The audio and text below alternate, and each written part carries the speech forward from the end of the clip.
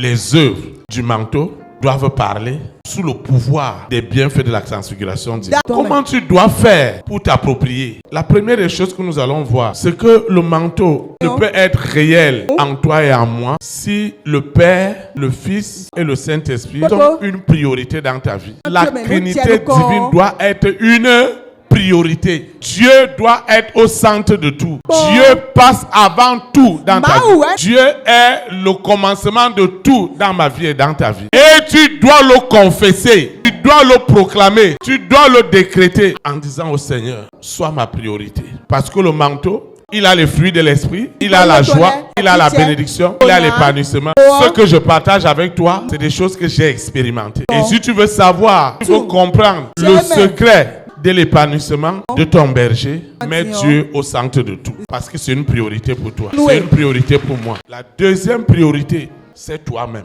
Tu ne prends pas soin de toi-même, de ta vie de consécration, de ta vie spirituelle. Comment tu vas recevoir le manteau? Comment tu vas posséder le manteau? Toi-même, tu es une priorité parce que tu ne peux pas donner ce que tu n'as pas. Ta communion avec Dieu, parce que Dieu reste Dieu. Maintenant, toi-même, ta situation est où maintenant avec ce Dieu? Tu es à quel niveau avec ce Dieu? Est-ce que ça coule avec ce Dieu? C'est pas de la séduction. C'est pourquoi, dans cette vision, on doit se rassurer que tu es déconnecté, tu es libéré de toutes ces influences. Parce que jusqu'en ce moment, quelque chose ne va pas. Pourquoi quelque chose ne va pas? Ce qui est dans ton âme n'arrive pas à se matérialiser. Ça veut dire que ta communion, ta relation avec Dieu, elle n'est pas quelque chose que tu vas imaginer. Ces esprits-là doivent te coller la paix. Tout ce qui dit que tu ne posséderas jamais ce qui est prescrit dans ton âme, ça doit te quitter.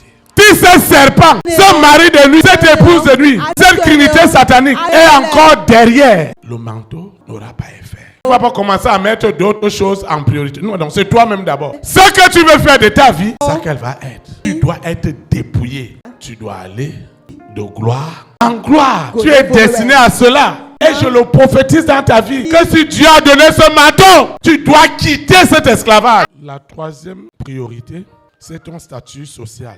Tu es célibataire ou tu es marié. Si tu es célibataire, ton célibat doit te lâcher.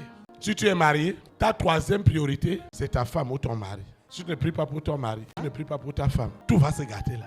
Tu dois prier pour ton mari. Tu dois prier pour ta femme. Tu dois prier pour ton célibat. La quatrième priorité que tu as, c'est ta progéniture. Si vous avez des enfants, on ne laisse pas les enfants comme ça. On ne cause pas avec les enfants, c'est grave.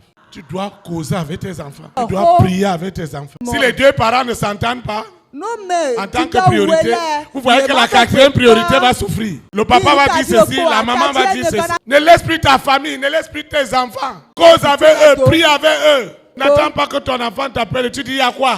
Partageant avec nos enfants notre assurance. Bénissez.